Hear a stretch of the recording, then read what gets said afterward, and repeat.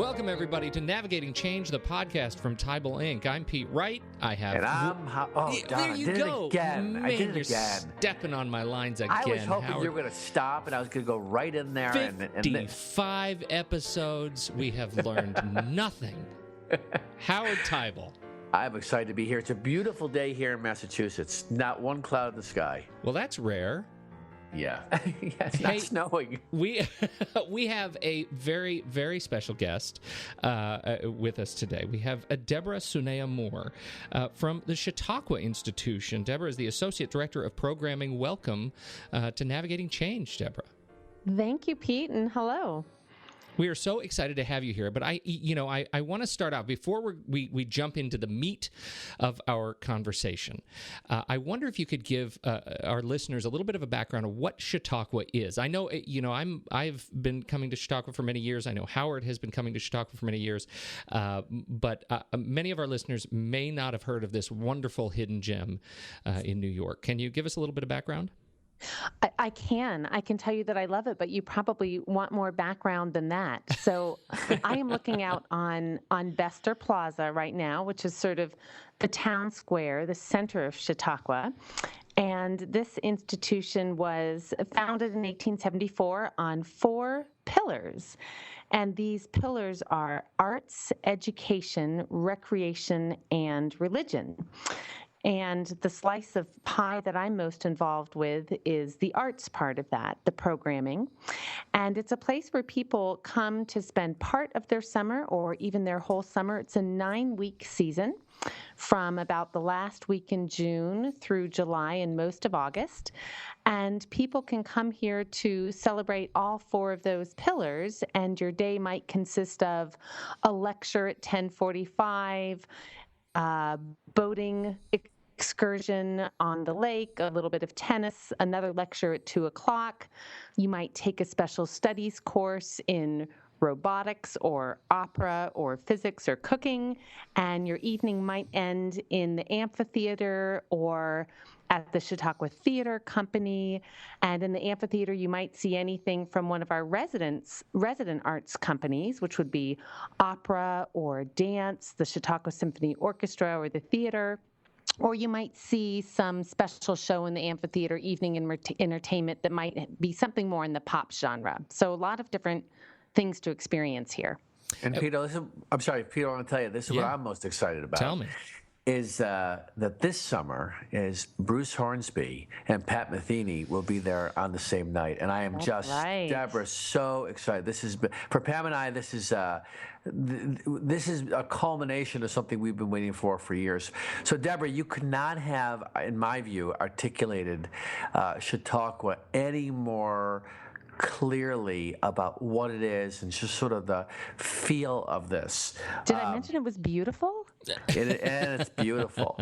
And the thing that I'll turn it back to you then, Pete. The conversation here that's powerful for me, especially for people that are in our listenership for these podcasts, is that Chautauqua, in its own way, is going through a transformation. The same way the institutions that, in the work that I do, are going through transformation. This idea of retaining tradition and what traditions we want to keep, and moving to be innovative, to be continued relevant to the upcoming generation, and also to be financially sustainable. And man, those are the central questions facing institutions like Chautauqua, institutions like higher education. I'm so glad you said that, Howard. That was exactly what I was, what was going to be my lead in. That there is, when you look at Chautauqua, and I think Deborah, encapsulated it really beautifully.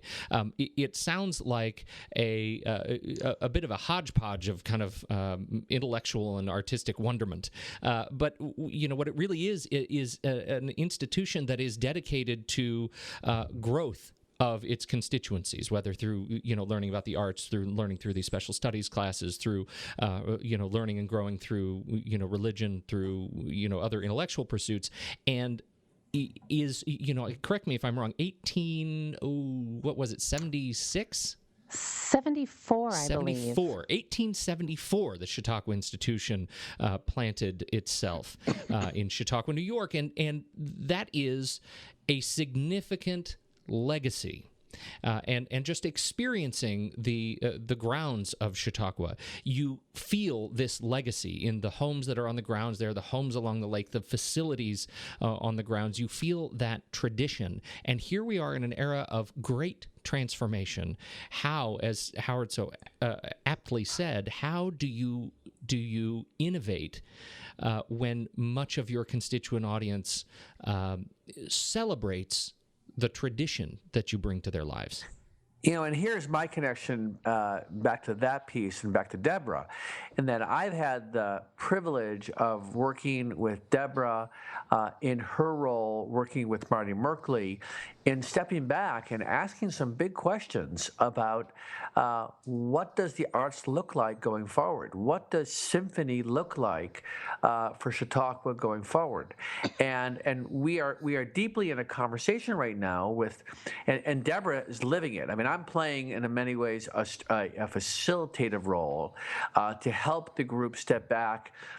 Because you guys are living it every day. You're so in the middle of it. It's almost it's hard to step back.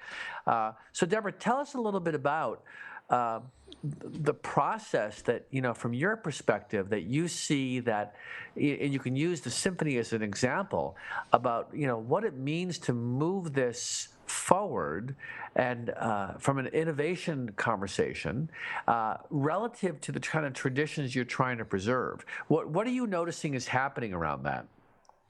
Sure. Well, I will say that this whole issue of tradition and innovation is really the thing that attracted me most to coming to Chautauqua, because I think so many people look at Chautauqua and they look at the beauty of it, the traditions that are here in the lake and the land and the architecture, and so much about it to so many people says tradition.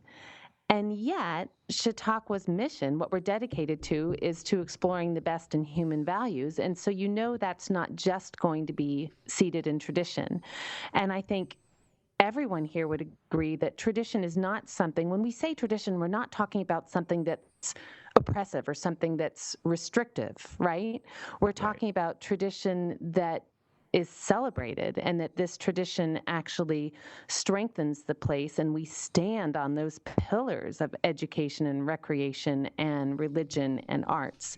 And when you take it to where we are today, using Howard's example of the symphony orchestra, the fact that we even have a full-time, tenured symphony orchestra in the summer, we've said over and over again, that's a really bold choice. So many people look at the orchestra as a traditional or an older or even a dying institution, a dying breed. And for us at Chautauqua, we say, no, we're actually not just committing, but recommitting ourselves to a full-time, tenured symphony orchestra, because it's not just about something that was, it's about something that is, and in fact is thriving. Yeah. So when we look at our orchestra, we're looking at, yes, we want to celebrate the traditional repertoire, right? We want the Beethoven, we want the Brahms, we want the Mozart, we want the Mahler, we want these incredible things to be celebrated and heard over and over. And yet, we want to be a place of cultivating new music, new ideas, and new collaborations. Yeah. So I could give you two quick examples. So we have the orchestra, but at Chautauqua, we want to be about discussion, about challenging discussion, about civil discussion, about collaboration. And 2 years ago, one of the things Chautauqua started committing itself to was this 3-year plan for inner arts collaborations. So the orchestra collaborates with the Chautauqua Theater Company, the Dance Company, the Opera Company, the Voice Department, and this year even the Visual Arts, to create what is a brand new work. Last year it was called the Romeo and Juliet Project. This year it's called Go West. It's about the American expansion. And that to me is something that can celebrate tradition and innovation in one huge project. Here we have these traditional, classical, Western art forms, and yet we're innovating and we're innovating together. So what's great for me relative to you painting such a big picture is that isn't part of this challenge, and I think that this can be broadened to any kind of wonderful tradition we want to retain, is that when you get into the conversation, why do we do it this way? Very often the first response, if we're honest, is because that's how we've always done it. And isn't the challenge associated with stepping into an innovation conversation is you got to be willing to step back from that very sort of reactive, almost automatic response. We do it that way because it's always been that way.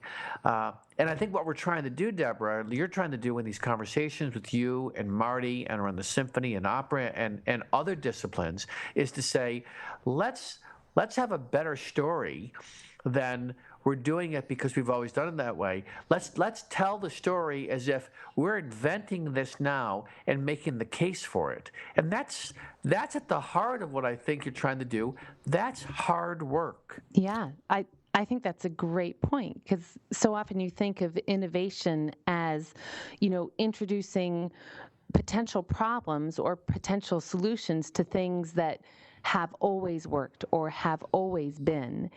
And when there's not a clear problem with what has always been or how we've always done it, there's not always the impetus to innovate. And yet at Chautauqua, and I think most institutions, rooted in education, we're about exploring, right? We're about exploring. We're about inquiring. We're not about just sitting back. We're about looking forward. So I think with anyone, any organization in education, including Chautauqua, when we look at innovation, we're saying it's actually part of who we are to inquire and to say, what else, how else, what could, right? We want to ask those questions because, for me at least, in programming, that's what the arts are about. We're about asking questions, posing questions. We're about challenging. And then we're about executing that in an artistically stunning way. But I also have to say, when it comes to the arts, the thing that I appreciate so much about innovation at Chautauqua is that we have to have the ability to fall on our faces and trip a bit. Yeah. Innovation's not safe. And to me, at the heart of what makes this a hard conversation is not that we can't come up with great ideas or figuring out new ideas. It's a matter of we have to, at the heart of this, take into account the individuals who have invested their lives and their time in this place, and they have a deep connection to a way that it looks, the way that it feels, and getting them to feel connected with the change. That is my experience of where, this concept of change management is at the heart of what that is about. How do you get people to feel comfortable enough to go with you through this change? Because what you're inventing are things that are unfamiliar to them. And I think that's what you're also doing by involving enough groups. We had a conversation, I remember, with the hotel, and we brought in a wide group of individuals to talk about this, and again, when I say hotel, we're talking about the Athenaeum. And, if you ever looked at what the Athenaeum was, if you'd never been there, it's a remarkable institution on the grounds. And what it means to reinvent that institution. And there are people that for the last 50 years, they know what the Athenaeum is, and it means something very specific to them. Just like symphony means something very specific to certain people. If you're not a symphony traditionalist, you're probably going to be more comfortable with the experimentation. There are some people that have a very defined view of what it means to be in a symphony, and you're a symphony player, so I'm sure you can appreciate both sides of the coin there. I live them. As you said, I live on both sides of the coin. Sometimes I run between them. But, when you mention symphony, I keep thinking back to our first experiment last summer with the Inner Arts Project. Were you there for that, Howard, Romeo and I Juliet? was. Yeah, absolutely. Yeah, so here you have something where our traditionalists, a lot of people that come for the season, came and you hear the Prokofiev, right? You hear these amazing pieces that are familiar to the traditionalist, are uplifting probably to anyone that hears it. And yet the music was presented in a way that was a really new context. We've got Shakespeare's text over it. We have new choreography happening during it. We have this collaboration which innovates on a traditional art form. And what I found most exciting was that everyone I talked to afterwards, everyone I heard interviewed, had something that really moved them. And I think in a new project like that, you don't need everyone to love 100% of the work, but you want people to be moved. And I think that was an example of a real success, which we hope to repeat, knowing that not everything we do can be a success, but knowing we want to cultivate that kind of community.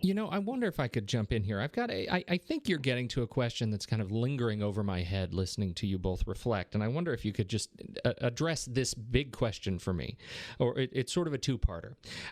First of all, Chautauqua, like many of the client institutions we work with, is cyclical, and Chautauqua is sort of an exaggerated version of the cycle because the season is so short. You really are. You spend a lot of time during the year to cram so much wonderful content into this 9-week season, which is really an amazing feat when you sort of step back.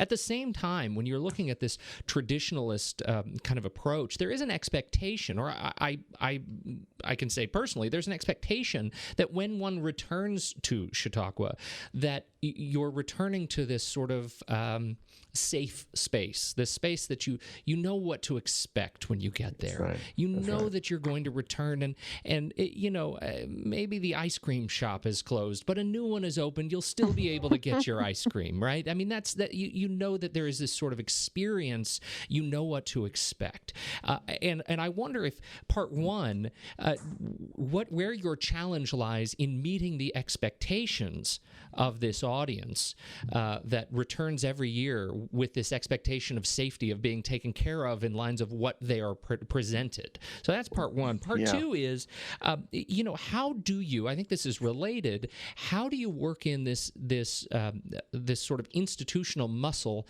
to say no for all of the new wonderful things that you're experimenting with in lines of sort of innovating in the arts specifically, with all of these new yeses, these new projects you take on, you're saying no to something old that you don't have time to address anymore because your energies are put toward these new projects, and with that, I think comes, in a sense, an implicit agreement that you're going to break some of these old traditions just because you don't have the FTE to take care of it anymore. So how do you reflect on those points? So, Deborah, you want to take a first pass at that, or? Well, sure. I'll take a first pass at number 2 because that's the one fresh on my mind.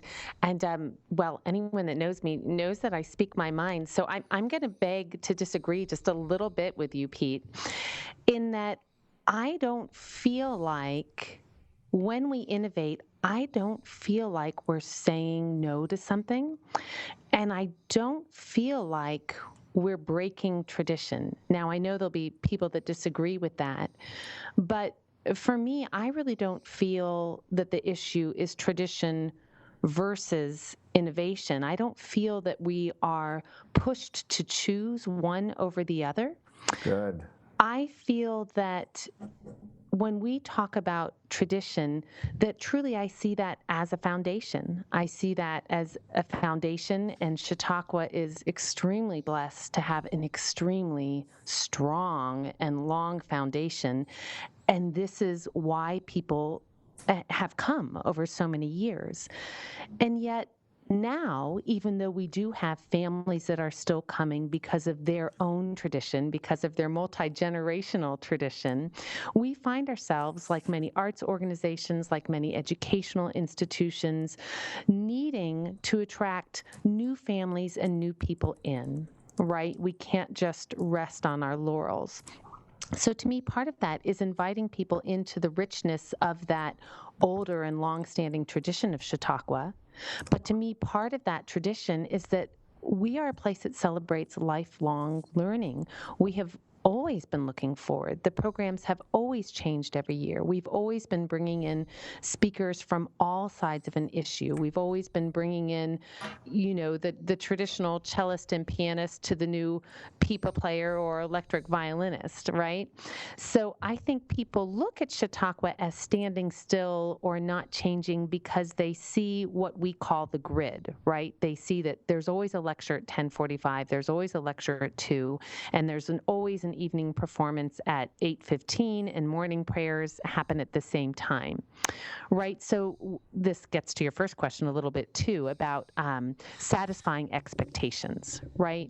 So we satisfy expectations by having things for people in these time slots where they expect them.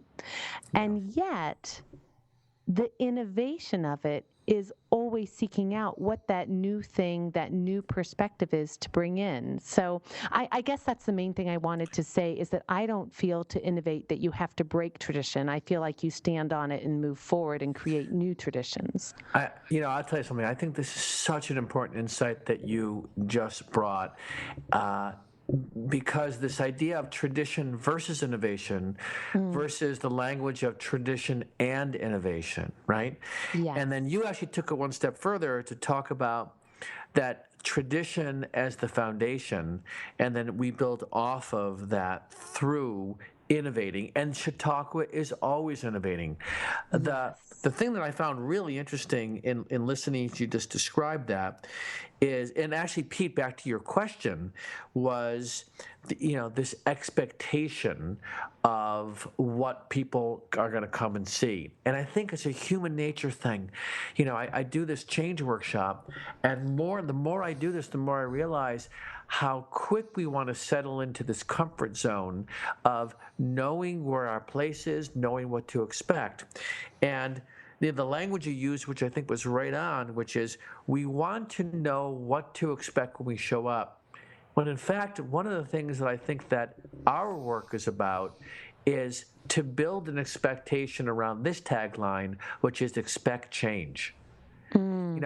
Versus know what to expect. What would it mean to have, as part of the ethos that we bring when we show up somewhere, that we would expect change and that we would invite change? Because I think that, from a human perspective, our lack of ability to not jump into that way of thinking, which is when the change comes, we embrace it, versus when a change comes, we react to it like, I don't like it. I've discovered through my work is that the people who don't get stuck in I don't like it, or it's not familiar, and it's a natural reaction, but the inability to move out of that place, to say, all right, that was just a reaction, let me now think about what it would mean to move that forward. I think that's at the heart of what we want people, what I want to see people be able to do better, because I think when they do that, the pain of change is not as severe. We get through it more quickly. We move from denial to confusion. And I think, Deborah, at the heart of what you're talking about is what we're doing is we're challenging people. Chautauqua challenges people to both live in this place of tradition, but also to recognize that there's other ways of doing things. So this is a very instructive mindset in any discipline that requires stepping back for whatever drivers. Some of the reasons we're doing these things, if we're honest, is because there are financial drivers, or there's other drivers that are pressing us to make change more quickly. And that becomes a harder sell. But I think we got to get behind that, because there are multiple reasons why we have to do this. Not just change for change's sake, but change sometimes for long-term sustainability. You said something for me that was really quite weighty and quite important just now, which is that not just change for change's sake, but I think, again, a place like Chautauqua, it's in our mission, right? Our mission says explore. Exactly. And that's a pretty huge thing. We're not just doing it to do it. Yeah, but I'll tell you something, Deborah. I've been working in higher education, and I'm going to use this, or education in general. I think of anybody who works in the institution, academic, administrative side, and I'm just going to bring it back to that for a second. If you look at what we give to students, in a sense, the customers, just like the people that show up in Chautauqua, they are so overwhelmingly living that tradition of exploration. But when you look under the covers of what it takes to deliver that, we as the having to own it and manage it and keep the trains running, we're not nearly as good at embracing that mindset of exploring. We're focused on getting our jobs done, in some ways living in our silos. And this is the inherent challenge for any association, for any organization that is trying to make changes, is that behind the scenes, we don't necessarily live up to the same standards we see the people we're delivering it to, and they are doing it. We're in the front end, the students are getting the most amazing exploratory experience on these college and university campuses, just like the people that show up at Chautauqua are getting the most amazing experience. And now, but behind the scenes, in the administrative departments, in HR, in marketing, we get stuck in this is how we're supposed to do it, and we don't explore in the same way. So to me, that's where we have to start looking, is living the mission that we're telling others. That's right. And I mean, it's frightening when you say institutions and administration is, hesitant or a little bit behind. I mean, just to share a very personal perspective from myself, being a new person, perhaps some might say, a younger staff member coming in to join this team in a place that is so rich with tradition and change, it can actually be quite frightening to come in and be a person that is naturally talking about ideas that would be seen as large change here. That can be a real challenge because it's a huge responsibility. You talk about anyone in programming here, myself and my vice president, Marty Merkley, who's also my mentor and my friend. It's a huge responsibility because anytime you change something, you're also asking people to trust us. Oh, I love how you put that. I mean, in so many ways, you and the programming team are the custodians of so much of this legacy. Mm-hmm. That's a beautiful way to put it. This has been a terrific conversation, and I think I have to say, Deborah, you've certainly given us lots to think about and chew on. And I wonder if you could, if there's one thing, just as we wrap up here, that you are looking forward to the very most of the 2014 season kicking off this summer. Oh, well, really, the whole incredible season. You already know that this is the first time I will be in Chautauqua as an insider, someone behind the scenes. So I would say generally the excitement is seeing all these programs we've been working on for 9 months, giving birth to them and seeing them come to life. But the thing in particular that I'm probably most excited about is the next incarnation of this Inner Arts project. The Go West. It was just yesterday that we had a technical director in the amphitheater who was trying out for the first time putting satellite stages out in the audience. We're looking at pulley systems to hold up soft cloth and projections that have never been done before in the amphitheater. All this in an amphitheater that's been here forever, speaking of tradition, and yet we're up there drilling holes so that we can innovate So I would say love go it. west. Yeah, July 26th. That's the thing that holds a lot of excitement for me right now. Oh, I can't wait. That's fantastic. I know there are people are going to be just going to be angry because their seats have been moved. I'm sure of that. That's right. Well, Pete, I'm going to tell you mine's an obvious one, Pete. Yeah, tell me. Bruce. And Pat. And Pat. Oh my God, Pat goes way back for me too. That's amazing. Goodness. I know. I'm not going to be there those weeks, right? so I know. Come on, you're killing me. All hey, right. Deborah Sunya Moore, thank you so much for your time and wisdom, and for bringing us this wonderful picture of such a beautiful place, so close to our hearts. I think you described it and represented it perfectly. Thank you so much. Thank you both. Howard, my good friend, how are we doing? Do we have any other news for the people? I think we're good. I think we're fantastic. This was a great talk, and I'm looking forward to people listening and giving us their feedback on this. Absolutely. Looking forward to it. Folks, you can find out more at teibelinc.com. You can subscribe to the show for free in the iTunes podcast directory. Just search for Navigating Change in the iTunes store. You'll find us. It's free. You subscribe. You never miss an episode. Join the conversation. You can find Howard at Howard Teibel on Twitter. And, shoot me a comment or question if you'd like us to talk about something on the show, at Pete Wright on Twitter. And we'd love to hear from you. So thank you so much, everybody. And until next week, we'll catch you on Navigating Change, the podcast from Teibel Inc.